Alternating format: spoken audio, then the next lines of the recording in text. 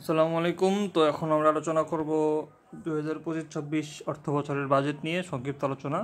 Just যতটুকু important ততটুকু পড়বো আমরা। তো এক নজরে আপনাদেরকে দেখিয়ে দিই আমার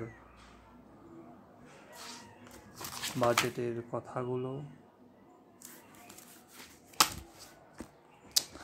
ওকে, তাহলে এইটা যে 2025-26 অর্থ বছরের বাজেট, এটা 54তম বাজেট। আর যদি অন্তর্বর্তীকালীন সহ ধরা হয় তাহলে এটা হবে 55তম বাজেট।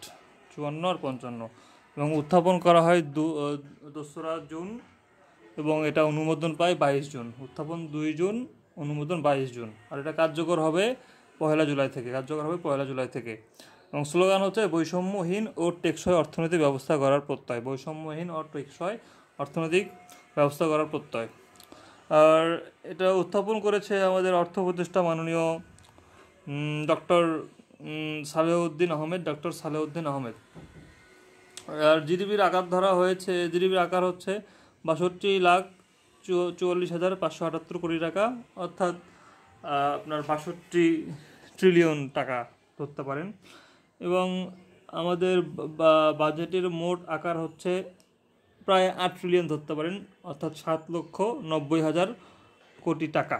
7,90,000 কোটি টাকা, যেটা হচ্ছে বাজেটের 12.7%। আর এস্টিমেটেড জিডিপি গ্রোথ ধরা হয়েছে 5.5%। Estimated GDP growth 5.5%। বাজেট ঘাটতি 2,26,000 কোটি টাকা। 2,26,000 কোটি টাকা এটা হচ্ছে বাজেট ঘাটতি। আর 2,30,000 কোটি টাকা এটা হচ্ছে আমাদের এডিপির ক্ষেত্রে বরাদ্দ।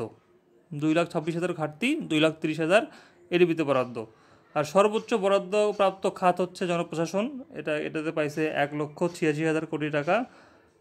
জনপ্রশাসনে 1,86,000 কোটি টাকা পাইছে সর্বোচ্চ বরাদ্দ, যেটা হচ্ছে 23.5% মোট বাজেটের।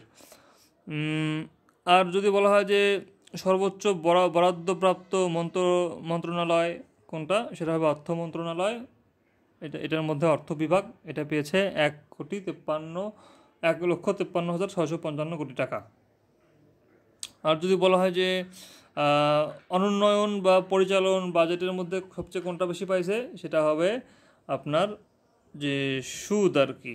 তো এই সুদ, ভর্তুকি, প্রণোদনা, তারপর বেতন ভাতা, এগুলো কিন্তু আসলে বাজেটের মধ্যে খাত হিসেবে ধরা হয় না। এগুলো অন্য খাতের মধ্যে মিক্স হয়ে যায়, কিন্তু এগুলোকে আলাদাভাবে খাত হিসেবে ধরা হয় না। তো আচ্ছা, তাহলে এগুলো কিন্তু উন্নয়নে কোনো কাজে লাগে না আর কি, অর্থাৎ সামগ্রিকভাবে দেশ পরিচালনা করার ক্ষেত্রে এগুলো কাজে লাগে, কিন্তু এগুলো কোনো উন্নয়ন বাজেট না আর কি। তো আমাদের যেগুলো এখানে এখন খাত আছে মেইনলি, সেই খাতের মধ্যে দেখা যাচ্ছে যে শিক্ষা ও প্রযুক্তি। তো সবার আগে তো অবশ্যই আমাদের জনপ্রশাসন খাত, এখানে আপনার 23.5% দেওয়া হয়েছে। এরপর আসবে আপনার শিক্ষা ও প্রযুক্তি 14%, শিক্ষা ও প্রযুক্তিগত 14%। তারপর আপনার এখানে আছে যে পরিবহন ও যোগাযোগ, সেটাতে আছে 9%, পরিবহন ও যোগাযোগ 9%। তারপর কৃষিতে 5.9, এবং স্থানীয় সরকার ও পল্লী উন্নয়নে 5.7। কৃষিতে 5.9, স্থানীয় সরকার ও পল্লী উন্নয়নে 5.7। স্বাস্থ্যতে 5.3, প্রতিরক্ষায় 5.2। স্বাস্থ্যতে 5.3 আর প্রতিরক্ষায় 5.2। আচ্ছা, তারপর আছে জুলাইয়ে, আচ্ছা, এস্টিমেটেড জিডিপি গ্রোথ 5.5, আর এস্টিমেটেড ইনফ্লেশন ধরা হয়েছে 6.5। 6.5 ইনফ্লেশন, 5.5 হচ্ছে জিডিপি গ্রোথ। আর জুলাই যারা আহত নিহত হয়েছে এদের জন্য ধরা হয়েছে 405,20,00,000 টাকা। 405,20,00,000 টাকা ধরা হয়েছে। আর করমুক্ত আয়সীমার ক্ষেত্রে যারা সাধারণ করদাতা আছে, এরা 3,50,000 পর্যন্ত কর ছাড় পাবে।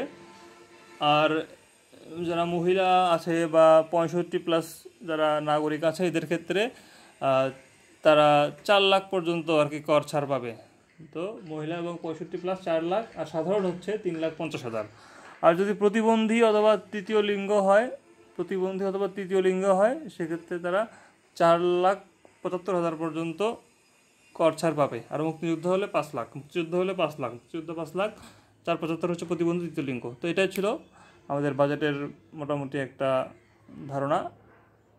ধন্যবাদ। পরবর্তী ভিডিও দেখে সাথে থাকবেন। আসসালামু আলাইকুম।